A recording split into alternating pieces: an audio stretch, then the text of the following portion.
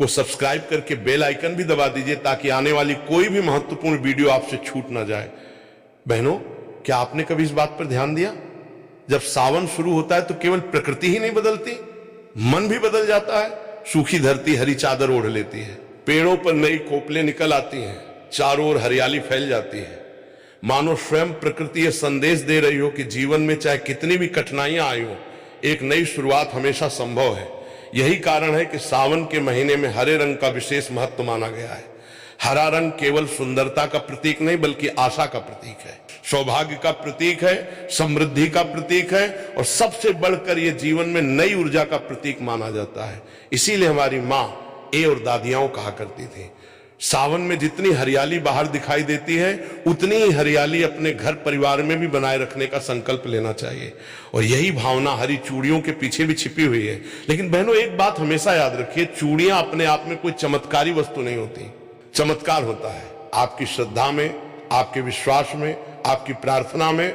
जब कोई सुहागिन महिला भोलेनाथ और मां पार्वती को अपना आराध्य मानकर पूरे प्रेम से उनका स्मरण करते हुए श्रृंगार करती है, तब वही श्रृंगार उसके लिए एक आध्यात्मिक संकल्प बन जाता है। आज की सबसे बड़ी भूल, आजकल बाजारों में सावन शुरू होने से कई दिन पहले ही हरी चूड़ियों की दुकानें सज जाती हैं। लोग भीड़ देखकर खरीद लेते हैं। किसी ने कहा आज ऑफर है, किसी ने कहा आज समय मिल गया, किसी ने कहा कल फुर्सत नहीं मिलेगी और बस चूड़ियां खरीद ली, पहन भी ली। लेकिन बहनों, क्या कभी आपने ये जानने की कोशिश की कि हमारी परंपरा इसके बारे में क्या कहती है? क्या हर दिन शुभ माना गया है? क्या हर समय पहन लेना उचित माना गया है? या फिर कुछ ऐसे दिन भी हैं जिनमें थोड़ा संयम रखने की सलाह दी जाती है? यही वो प्रश्न है जिसका उत्तर हम आगे जानेंगे। और विश्वास मानिए, यदि आप इस छोटी सी बात को समझ लेंगे तो आगे से सावन का श्रृंगार केवल एक रस्म नहीं रहेगा बल्कि आपके मन की सच्ची भक्ति का उत्सव बन जाएगा। ओम नमः शिवाय, हर हर महादेव। मेरी प्यारी बहनों, आज मैं आपसे कोई कठिन शास्त्र नहीं कहने जा रहा, ना ही ऐसी बात जो केवल विद्वान ही समझ सके। आज की बात बहुत सरल है, लेकिन यदि इसे मन से समझ लिया जाए तो सावन का आपका श्रृंगार केवल बाहरी सजावट नहीं रहेगा बल्कि भक्ति का एक सुंदर संकल्प बन जाएगा। जरा मन में सोचिए, जब सावन आने वाला होता है तो सबसे पहले आपके मन में क्या आता है? शायद नई हरी चूड़ियां, नई साड़ी, मेहंदी, भोलेनाथ का जलाभिषेक, सोमवार का व्रत और मां पार्वती के चरणों में अपने परिवार के सुख की प्रार्थना। यही तो सावन की सबसे सुंदर बात है। ये महीना केवल कैलेंडर का एक महीना नहीं होता, ये मन को भगवान के निकट ले जाने का अवसर होता है। इसीलिए हमारे घरों में दादी नानी कहा करती थी, सावन में जितना मन भगवान में लगेगा उतना ही घर में प्रेम और शांति बढ़ेगी। बहनों, आजकल एक बात देखने को मिलती है, जैसे ही सावन पास आता है बाजार हरी चूड़ियों से भर जाते हैं, हर दुकान पर भीड़ लग जाती है। कोई डिजाइन देख रहा है, कोई रंग चुन रहा है, कोई जल्दी जल्दी खरीद कर घर लौट रहा है। लेकिन बहुत कम लोग एक प्रश्न पूछते हैं, क्या केवल हरी चूड़ियां खरीद लेना ही पर्याप्त है? क्या जिस दिन समय मिल जाए उसी दिन खरीद लेना ठीक है? क्या पहनने से पहले कोई विशेष भावना या प्रार्थना भी होनी चाहिए? यहीं से हमारी आज की चर्चा शुरू होती है। बहनों, याद रखिए, सनातन परंपरा में किसी भी वस्तु का महत्व केवल इसलिए नहीं होता कि वो सुंदर है। उसका महत्व इसलिए होता है क्योंकि उसके साथ एक भाव, एक संकल्प और एक आध्यात्मिक अर्थ जुड़ा होता है। हरी चूड़ियां भी उसी भाव का प्रतीक हैं। वे हमें हरियाली की याद दिलाती हैं। हरियाली केवल खेतों की नहीं, रिश्तों की भी होती है, घर की भी होती है, मन की भी होती है। जब मन सूख जाता है तो जीवन में आनंद कम होने लगता है। जब रिश्तों की हरियाली बनी रहती है तो कठिन समय भी सरल लगने लगता है। इसीलिए हमारे पूर्वजों ने सावन में हरे रंग को शुभता, आशा और मंगल का प्रतीक माना। लेकिन बहनों, एक बात हमेशा ध्यान रखिए, यदि कोई महिला ये सोच ले कि मैंने हरी चूड़ियां पहन ली, अब अपने आप सब ठीक हो जाएगा, तो ये समझ अधूरी है। धार्मिक परंपराएं हमें कभी भी केवल वस्तुओं पर निर्भर रहना नहीं सिखाती, वे हमें सिखाती हैं वस्तु से पहले भाव, श्रृंगार से पहले श्रद्धा और पूजा से पहले नम्रता। भोलेनाथ को बेलपत्र इसीलिए प्रिय नहीं कि वो दुर्लभ है, उन्हें वो प्रिय है जो प्रेम से अर्पित किया जाए। एक लोटा जल भी सच्चे मन से चढ़ाया जाए तो उसका महत्व बहुत बड़ा माना गया है। ठीक उसी प्रकार यदि हरी चूड़ियां भी भोलेनाथ और मां पार्वती का स्मरण करके धारण की जाए तो उनका आध्यात्मिक महत्व और बढ़ जाता है। एक छोटी सी घटना, एक गांव में दो पड़ोसन रहती थी। दोनों हर साल सावन का व्रत रखती थी। दोनों हरी चूड़ियां भी पहनती थी। पहली महिला बाजार से चूड़ियां लाती, पहनती और अपने काम में लग जाती। दूसरी महिला भी वही करती थी, लेकिन एक छोटा सा अंतर था, वो घर आकर सबसे पहले स्नान करती, फिर भोलेनाथ और मां पार्वती के सामने दीपक जलाती, हरी चूड़ियों को एक थाली में रखती, उन पर हल्दी और अक्षत अर्पित करती और हाथ जोड़कर कहती, हे भोलेनाथ, यदि इस श्रृंगार में कोई शुभता है तो वो आपकी कृपा से ही है। मेरे परिवार में प्रेम बना रहे, मेरे मन में अहंकार कभी ना आए और मेरी श्रद्धा हमेशा बनी रहे। फिर वो उन्हीं चूड़ियों को प्रसाद का भाव मानकर पहनती।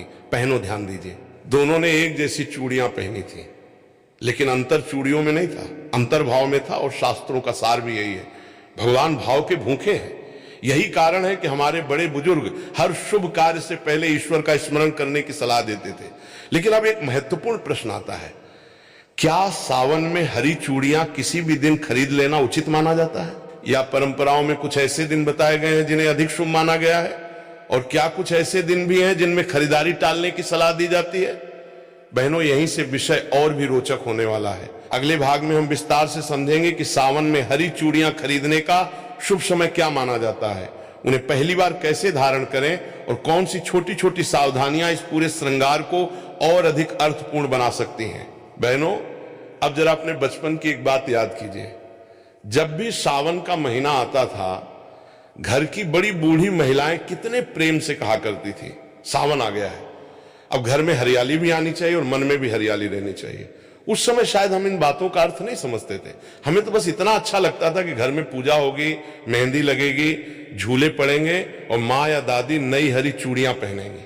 लेकिन जैसे जैसे जीवन आगे बढ़ता है तब समझ में आता है कि हमारे पूर्वज केवल रस्में निभाने के लिए ये सब नहीं करते थे। हर परंपरा के पीछे कोई ना कोई भाव अवश्य छिपा होता था। सावन की हरी चूड़ियां भी उसी भाव का एक हिस्सा है। बहनों, सोचिए, यदि कोई पौधा सूखने लगे तो हम क्या करते हैं? उसे पानी देते हैं, धूप का ध्यान रखते हैं, उसकी देखभाल करते हैं, क्योंकि हम चाहते हैं कि उसमें फिर से हरियाली लौट आए। ठीक उसी प्रकार परिवार भी एक पौधे की तरह होता है।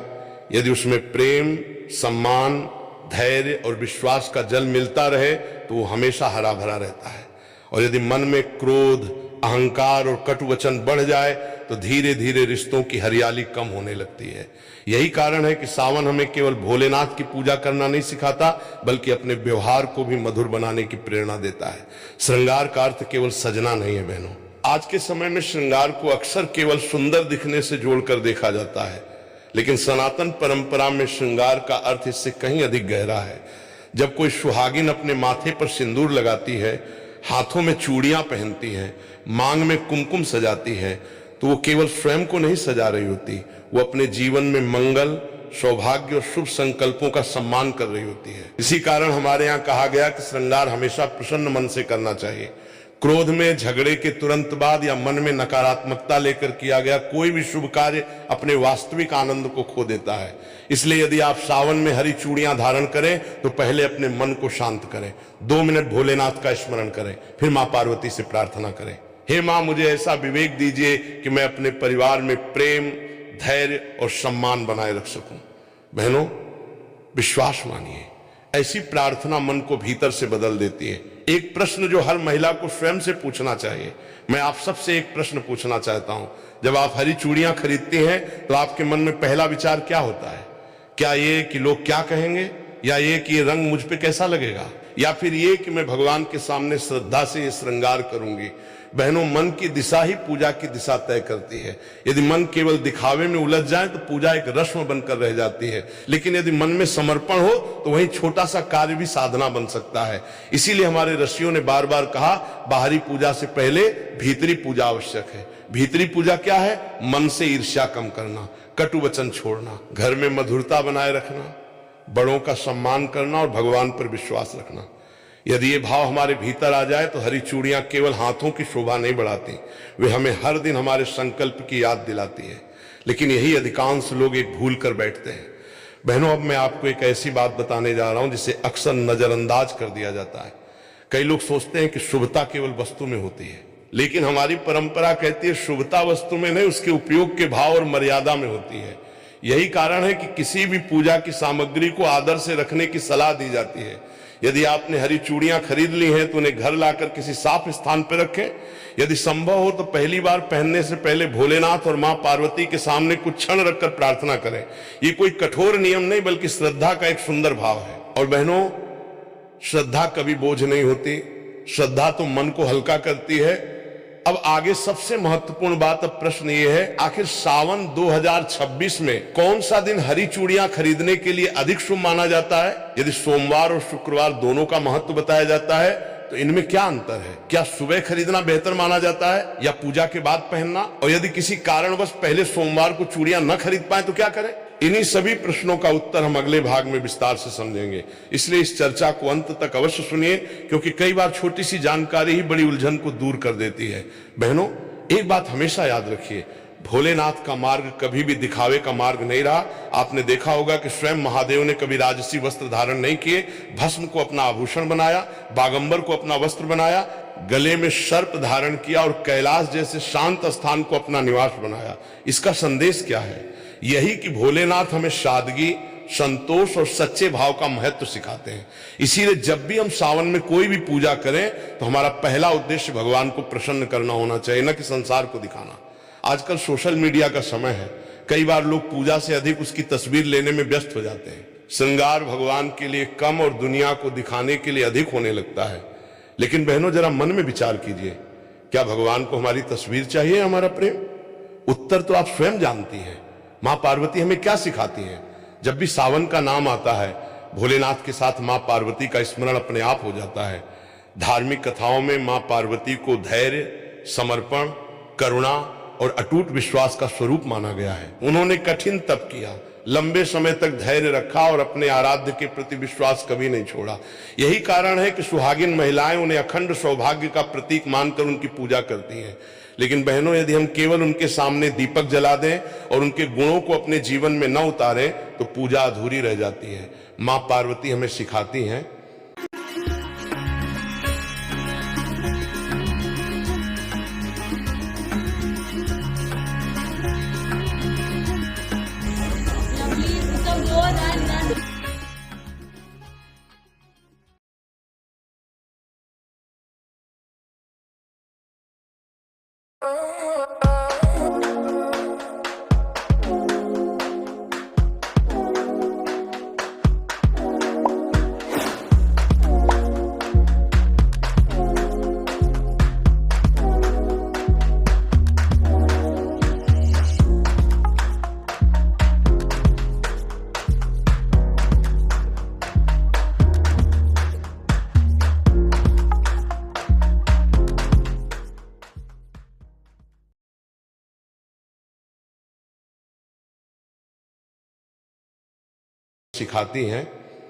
घर में प्रेम बनाए रखना भी पूजा है, बड़ों का सम्मान करना भी पूजा है, किसी दुखी व्यक्ति की सहायता करना भी पूजा है, कटु वचन बोलने से बचना भी पूजा है और भगवान का स्मरण करते हुए अपना कर्तव्य निभाना भी पूजा है। इसीलिए सावन का महीना केवल व्रत रखने का महीना नहीं, अपने स्वभाव को और अधिक मधुर बनाने का भी अवसर है। हरी चूड़ियां केवल सौभाग्य का प्रतीक नहीं। बहनों, बहुत लोग कहते हैं हरी चूड़ियां पहन लो सब ठीक हो जाएगा, लेकिन सनातन धर्म कभी ऐसा नहीं कहता। धर्म हमें कर्म का महत्व भी सिखाता है। यदि घर में प्रेम रहेगा, यदि परिवार में सम्मान रहेगा, यदि पति एक दूसरे की भावनाओं को समझेंगे, यदि भगवान का स्मरण रहेगा तो घर का वातावरण अपने आप सुखद बनने लगेगा।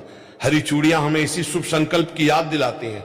जब भी वे हाथों में खनकती हैं, मानो हमें याद दिलाती हैं, अपने शब्द भी इतने ही मधुर रखो जितनी मधुर इन चूड़ियों की ध्वनि है। क्या ही सुंदर संदेश है। एक छोटी सी सीख बहनों, यदि किसी दिन आपका मन बहुत परेशान हो, घर में किसी बात को लेकर तनाव हो या किसी कारण से मन अशांत हो, तो उस दिन भोलेनाथ के सामने 2 मिनट शांत बैठ जाइए, कुछ मांगिए मत, बस इतना कह दीजिए, हे भोलेनाथ, मुझे सही निर्णय लेने की बुद्धि दीजिए, मेरे मन को शांत रखिए, मेरे परिवार में प्रेम बनाए रखिए, विश्वास मानिए, हर समस्या तुरंत समाप्त हो जाए। ऐसा वादा कोई नहीं कर सकता, लेकिन मन अवश्य मजबूत होता है, और जब मन मजबूत होता है तो कठिन परिस्थितियों का सामना करना भी आसान हो जाता है। यही तो भक्ति का सबसे बड़ा फल है। अब आती है वो बात जिसका इंतजार हर सुहागिन करती है। बहनों, अब तक हमने हरी चूड़ियों का भाव और महत्व समझा, लेकिन अब सबसे महत्वपूर्ण प्रश्न है, आखिर सावन 2026 में हरी चूड़ियां कब खरीदनी चाहिए? क्या पहले सोमवार, क्या पहला शुक्रवार, क्या कोई विशेष तिथि या सुबह का समय अधिक शुभ माना जाता है, या पूजा के बाद पहनना चाहिए? और यदि किसी कारणवश उस दिन खरीदना संभव न हो तो क्या करें? इन्हीं सभी प्रश्नों का उत्तर हम भाग 2 में विस्तार से जानेंगे। वहीं हम ये भी समझेंगे कि पहली बार हरी चूड़ियां धारण करने से पहले भोलेनाथ और मां पार्वती के सामने किस प्रकार प्रार्थना की जा सकती है, ताकि ये श्रृंगार केवल परंपरा न रहकर एक श्रद्धापूर्ण संकल्प बन जाए। यदि अब तक की चर्चा आपको अच्छी लगी हो तो वीडियो को एक बार लाइक अवश्य करें, कमेंट में हर हर महादेव लिखकर अपनी श्रद्धा व्यक्त करें। और यदि आप चाहते हैं कि सनातन धर्म, व्रत, पूजा और त्योहारों से जुड़ी ऐसी ही सरल और संतुलित जानकारी आपको नियमित मिलती रहे तो हमारे चैनल शिवोहम टीवी को सब्सक्राइब करना ना भूलें। ओम नमः शिवाय। लोटा जल भी सच्चे मन से चढ़ाया जाए तो उसका महत्व बहुत बड़ा माना गया है। ठीक उसी प्रकार यदि हरी चूड़ियां भी भोलेनाथ और मां पार्वती का स्मरण करके धारण की जाए तो उनका आध्यात्मिक महत्व और बढ़ जाता है। एक छोटी सी घटना, एक गांव में दो पड़ोसन रहती थी। दोनों हर साल सावन का व्रत रखती थी। दोनों हरी चूड़ियां भी पहनती थी। पहली महिला बाजार से चूड़ियां लाती, पहनती और अपने काम में लग जाती। दूसरी महिला भी वही करती थी, लेकिन एक छोटा सा अंतर था। वो घर आकर सबसे पहले स्नान करती, फिर भोलेनाथ और मां पार्वती के सामने दीपक जलाती, हरी चूड़ियों को एक थाली में रखती, उन पर हल्दी और अक्षत अर्पित करती और हाथ जोड़कर कहती, हे भोलेनाथ, यदि इस श्रृंगार में कोई शुभता है तो वो आपकी कृपा से ही है। मेरे परिवार में प्रेम बना रहे, मेरे मन में अहंकार कभी ना आए और मेरी श्रद्धा हमेशा बनी रहे। फिर वो उन्हीं चूड़ियों को प्रसाद का भाव मानकर पहनती। पहनो, ध्यान दीजिए, दोनों ने एक जैसी चूड़ियां पहनी थी, लेकिन अंतर चूड़ियों में नहीं था, अंतर भाव में था। और शास्त्रों का सार भी यही है, भगवान भाव के भूखे हैं। यही कारण है कि हमारे बड़े बुजुर्ग हर शुभ कार्य से पहले ईश्वर का स्मरण करने की सलाह देते थे। लेकिन अब एक महत्वपूर्ण प्रश्न आता है, क्या सावन में हरी चूड़ियां किसी भी दिन खरीद लेना उचित माना जाता है, या परंपराओं में कुछ ऐसे दिन बताए गए हैं जिन्हें अधिक शुभ माना गया है, और क्या कुछ ऐसे दिन भी हैं जिनमें खरीदारी टालने की सलाह दी जाती है?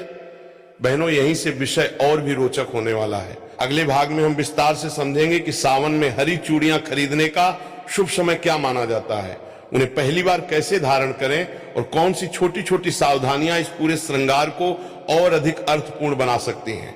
बहनों, अब जरा अपने बचपन की एक बात याद कीजिए। जब भी सावन का महीना आता था, घर की बड़ी बूढ़ी महिलाएं कितने प्रेम से कहा करती थी, सावन आ गया है, अब घर में हरियाली भी आनी चाहिए और मन में भी हरियाली।